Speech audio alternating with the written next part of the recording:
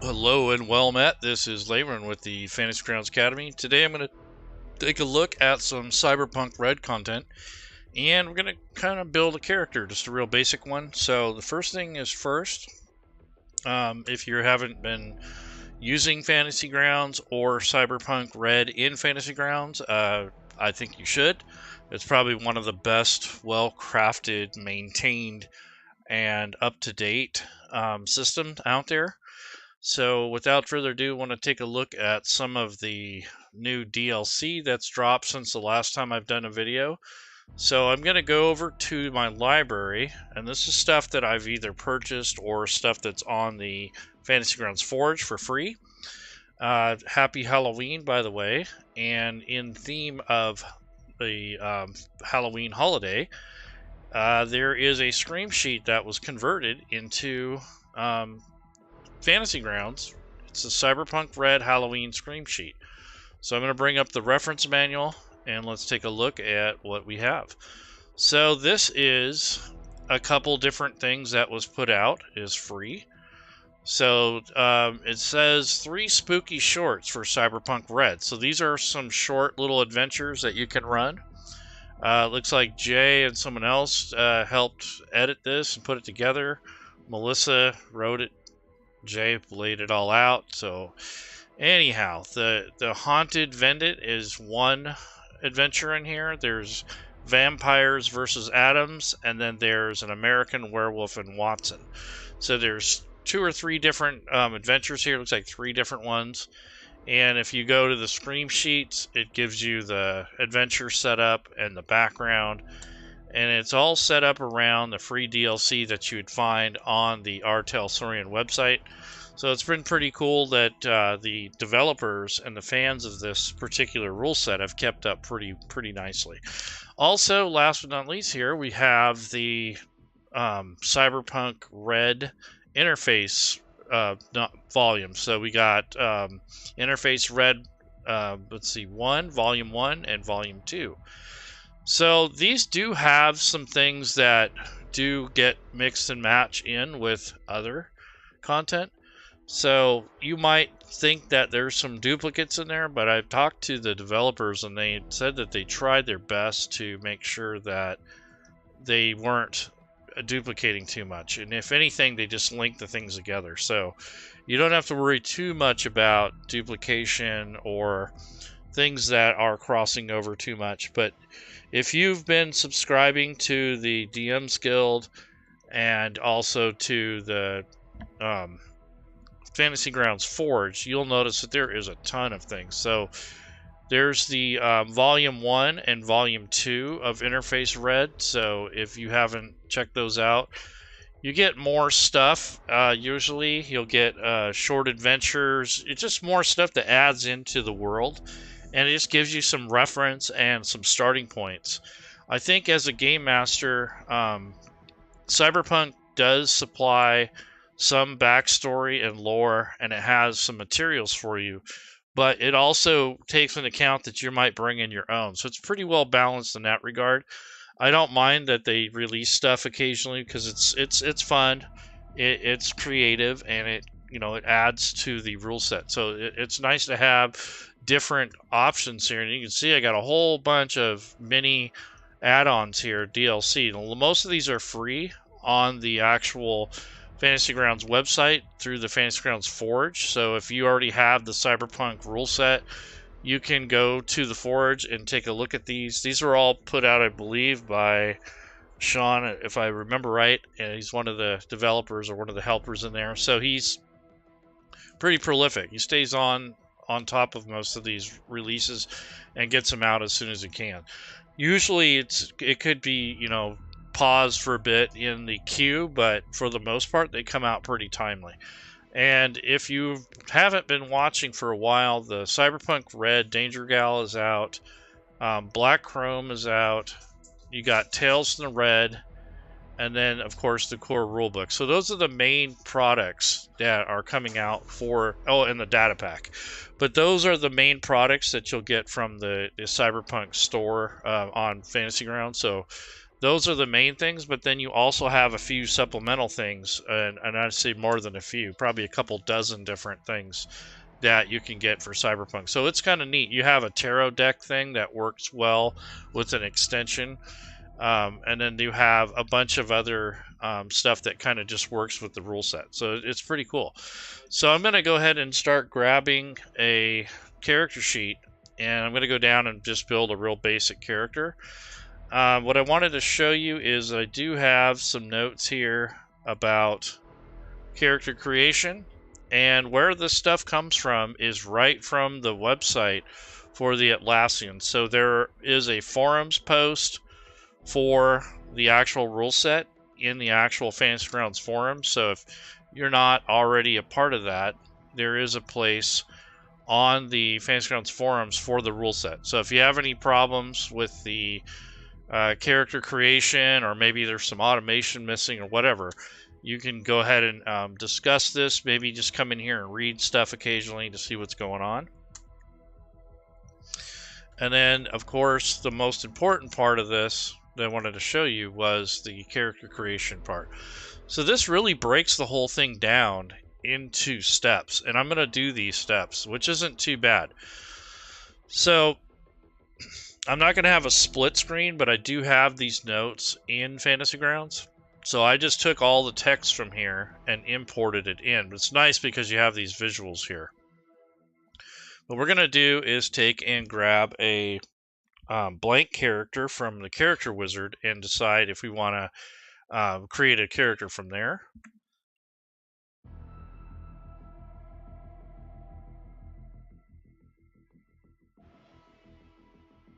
So without further ado, we'll go ahead and get back into Fantasy Grounds, but this is where all the information comes from. So if you weren't sure, this is where you could set this up.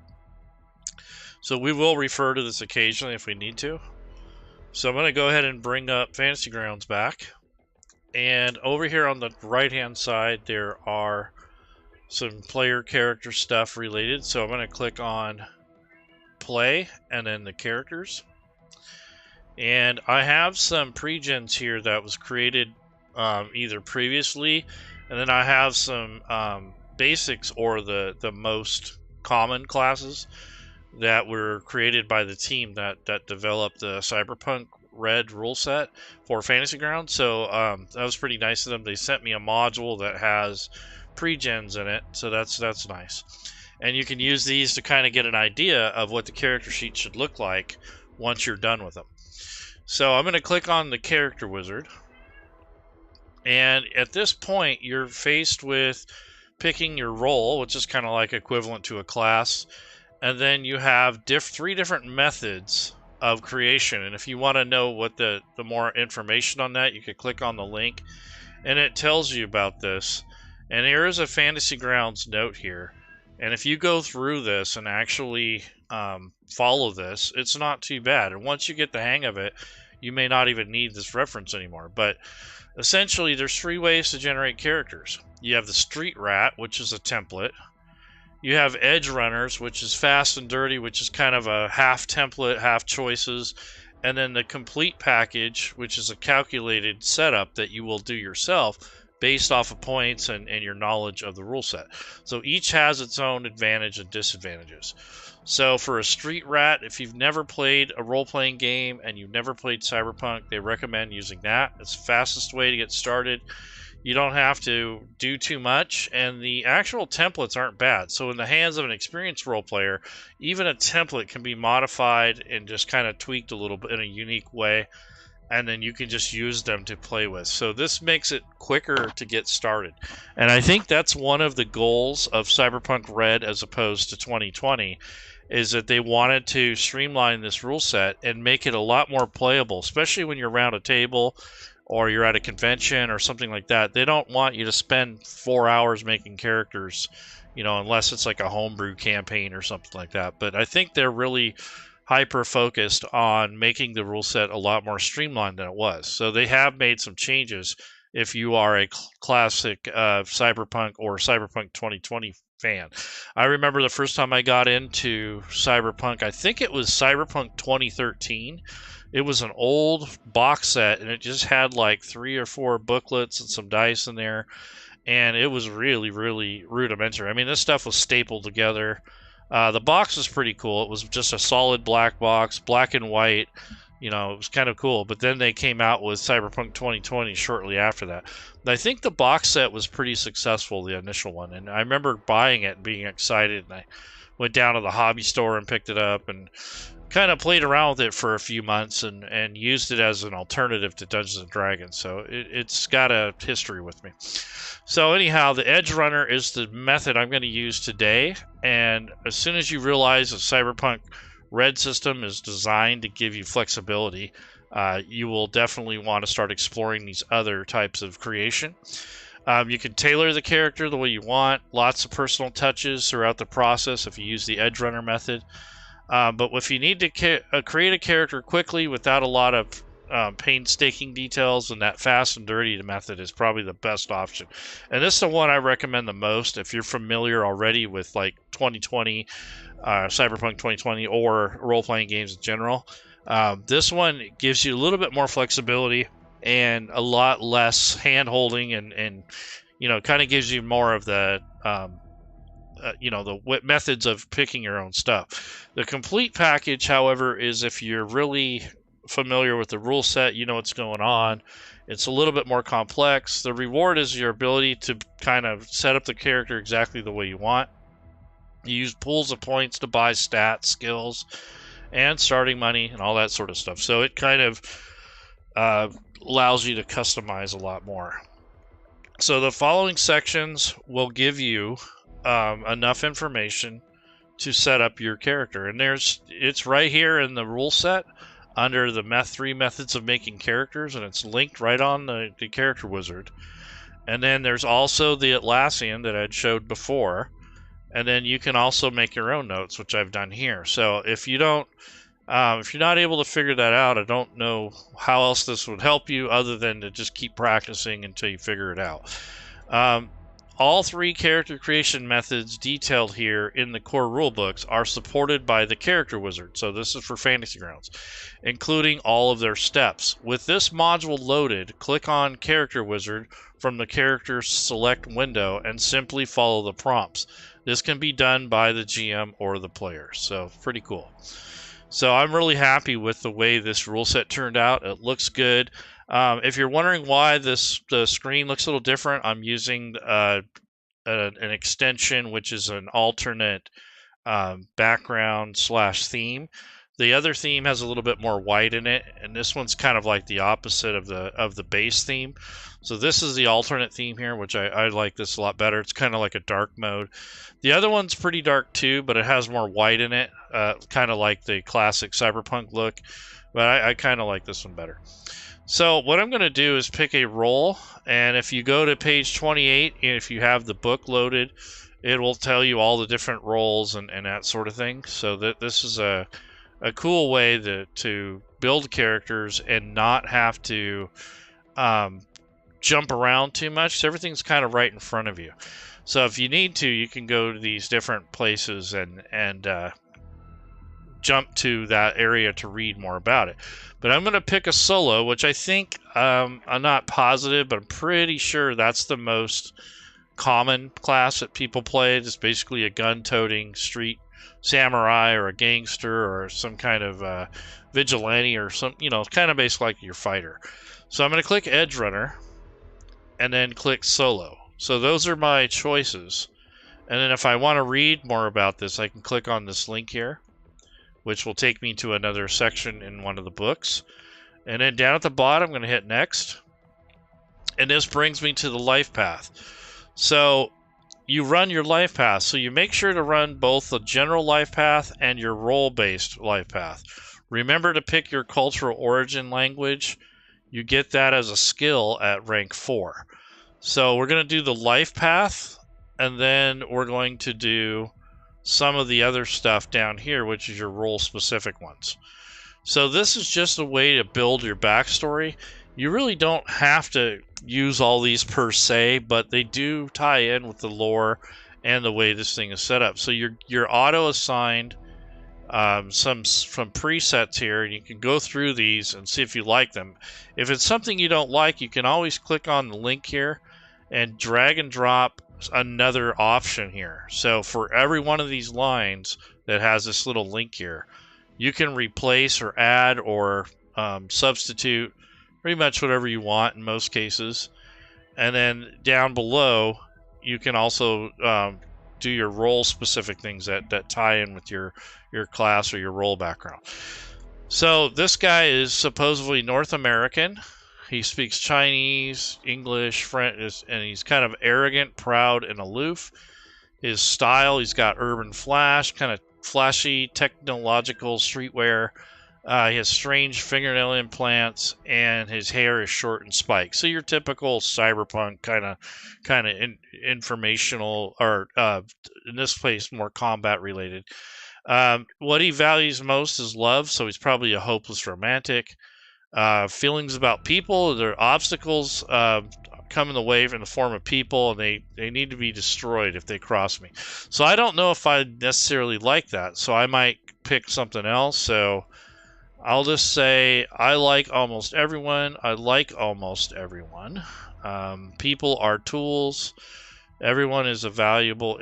People are obstacles. People are untrustworthy. Don't depend on anyone. So if I'm going to be edgy, I think I want that one.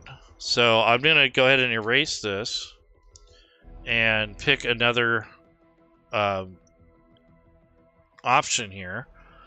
So I'll go ahead and drag and drop that. So all you have to do is drag the text straight from the table, or you can roll as well. There's a way to roll, and you can drag that from the chat window up to the area that you want it to be in.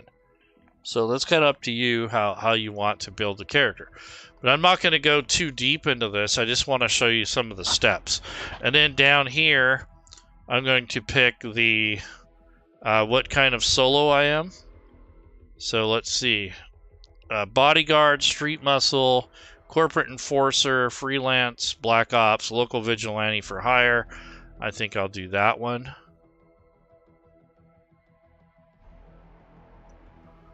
And then I'm going to substitute out the assassin hitman, because that's what's already in there. And then it says, what's your moral compass? This is totally evil. So I think I'll get rid of that. I don't want to be totally evil.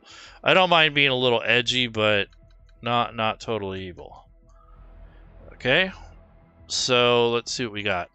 Always working for the good, always spare the innocent, will occasionally slip up and do unethical, but it's rare. So I'll do that one. What's your favorite operational territory? Definitely not a corporate zone. This would be if I was in, kind of enmeshed with that. See, I'll do the whole city. I like to get around and move around. Who's gunning for you? A corporation you may have angered. So that's fine. I can deal with that. So these are choices that you make to build your character. This is actually the most important part, because this game is more narrative than tactical. And when you have style and essence and a backstory and everything that kind of ties your character in with the setting, it really makes the role-playing game a lot funner.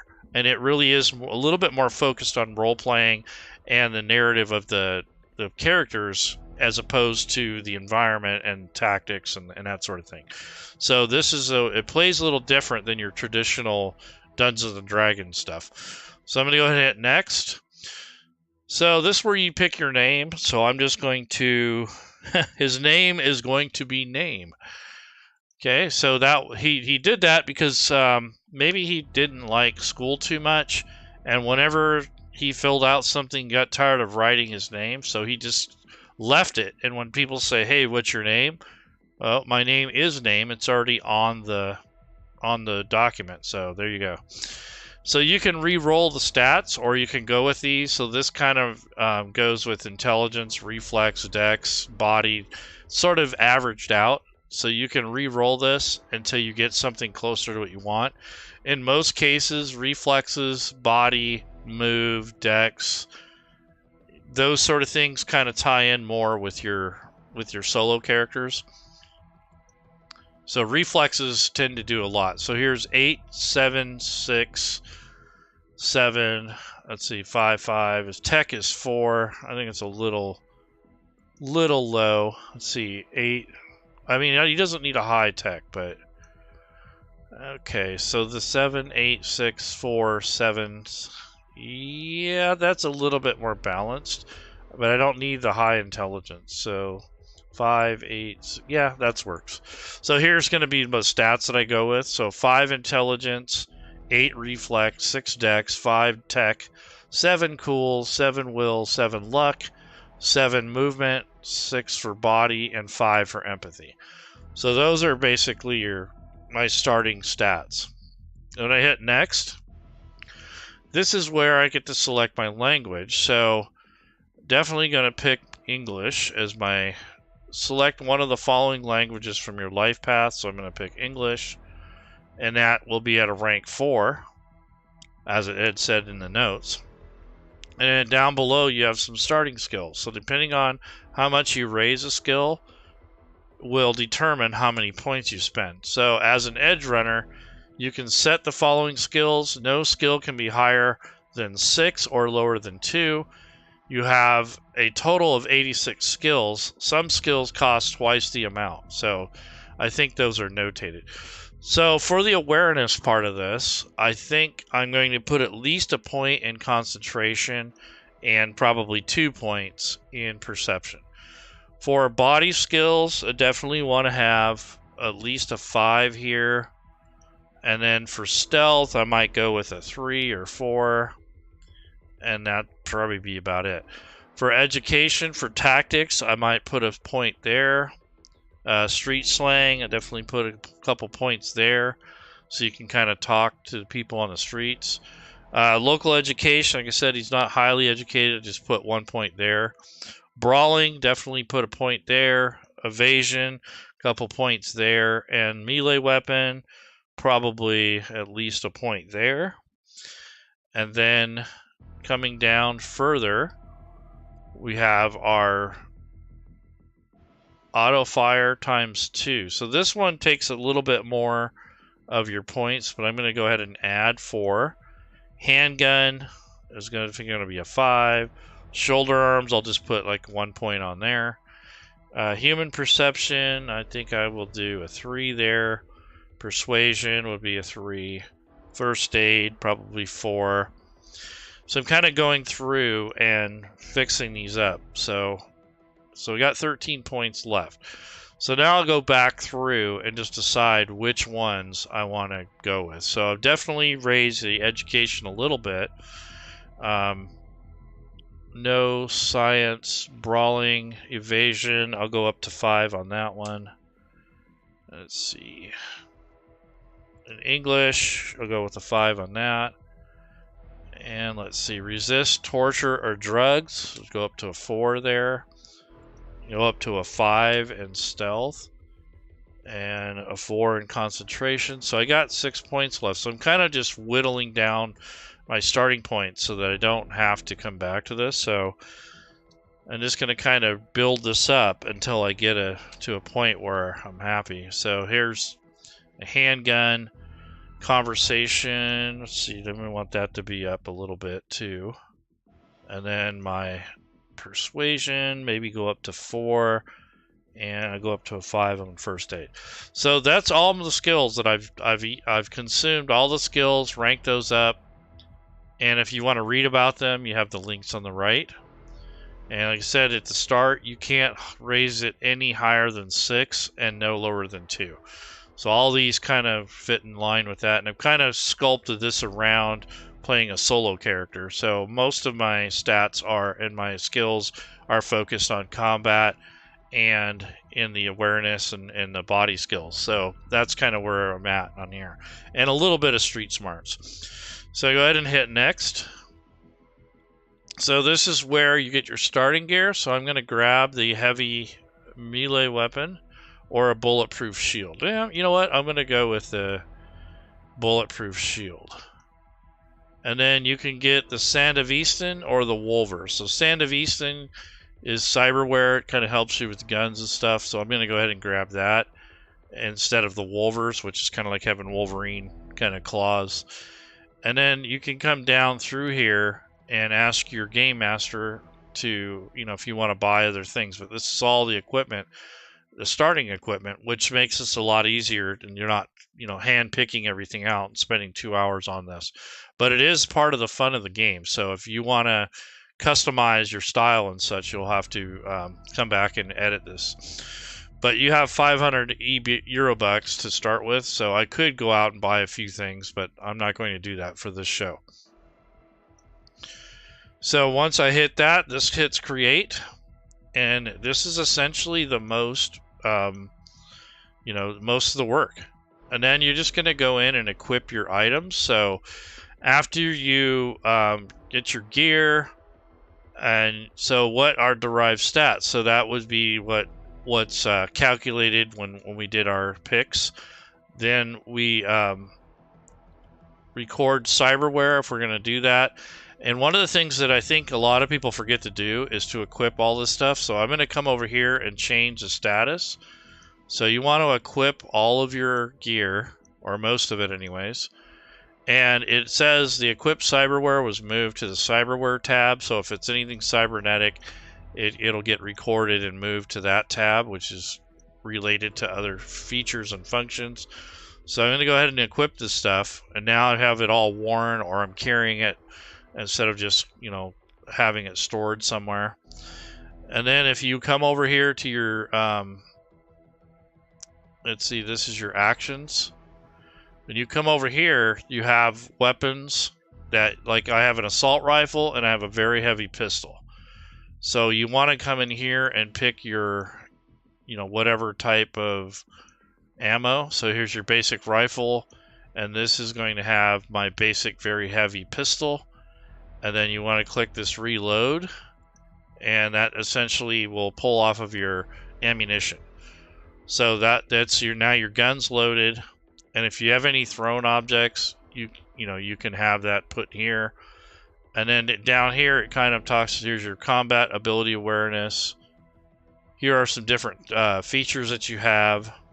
And then the cyberware has been equipped. So if you go to the cyber area, it will give you an idea of what you have equipped. So here's the Sand of Easton. It tells you what it's doing. So it gives you initiative bonus, and it lasts for a minute.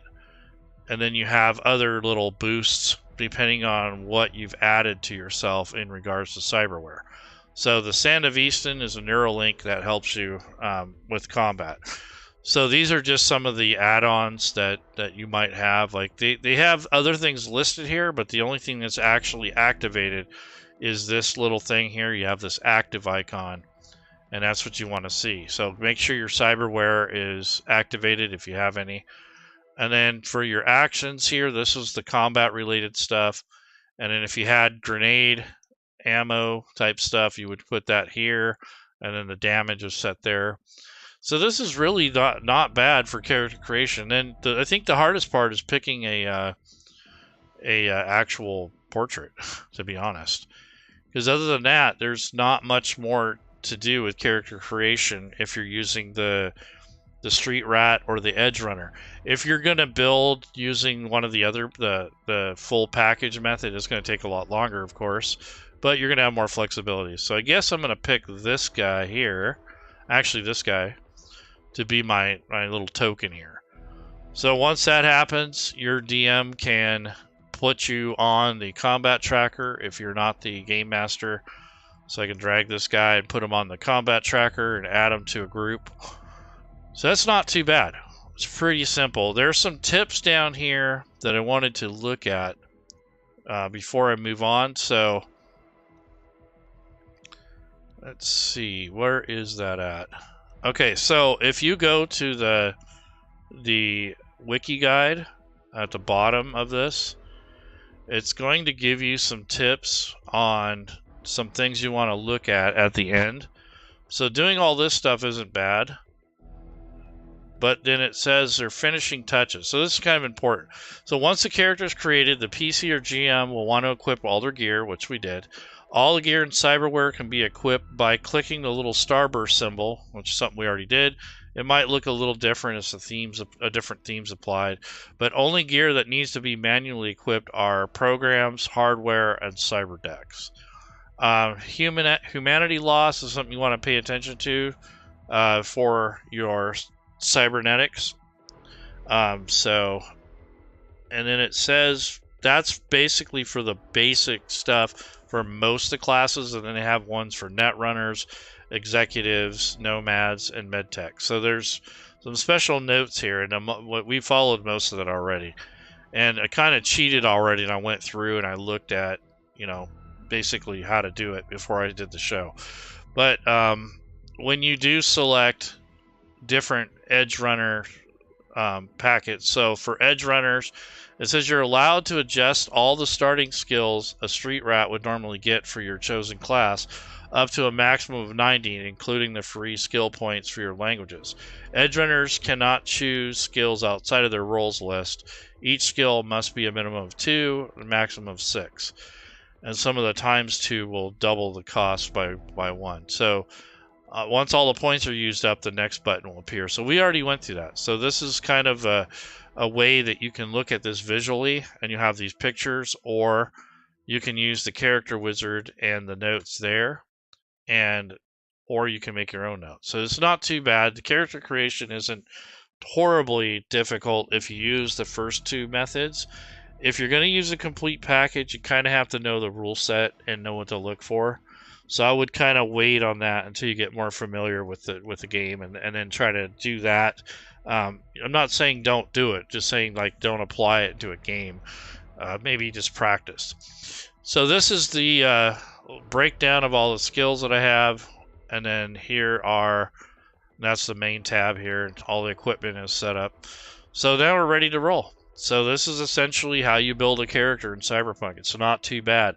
They're all going to vary a little. This is probably one of the more easier ones because it is a solo that just basically combat. If you do a netrunner, obviously it's going to be a little bit more stuff going on because you got to pick your programs and your cyber deck. And there's some other things that happen or occur in the other roles. So have fun with this. And don't forget that there is a free Halloween module now that was put out by the team. So if you haven't done this already, it is called, let's see, here's the Cyberpunk Scream Sheets for Halloween. It's got 3 adventures that are kind of themed around Halloween. And let me go to the reference manual again.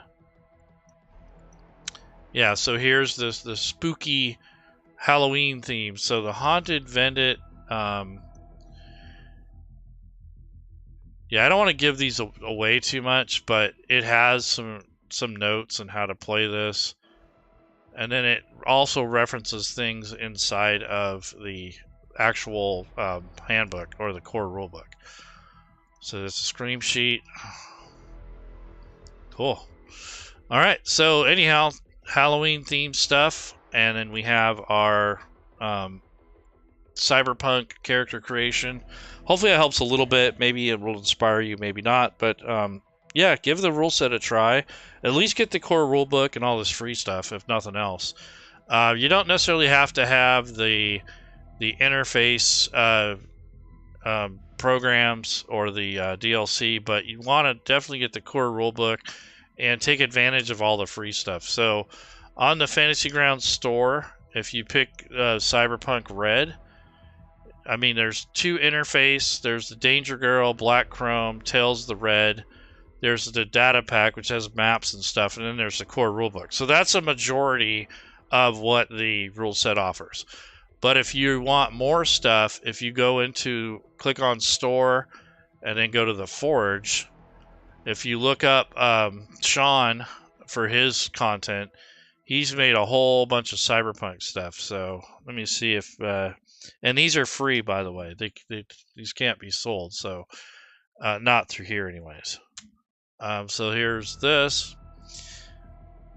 So basically, there's a lot of content on here. So if I click on my inventory, and then I go to, let's see, this is my earlier stuff. So you can come through here. So here's Sean's library, essentially. So this is all the free stuff you're getting if you have the rule set and you want to add some things to it. And these add a variety of things. So one deals with weather, one deals with locations. Here's the Night City Tarot set. Here's something that talks about vehicles. There's a salvaging information. There's a pharmacy. There's loot boxes. There's a street sport called stickball. Here are some apartments. There's the Halloween thing. And then here's the dark theme that I was using for the show. So nonetheless, there you go. Hopefully that helps.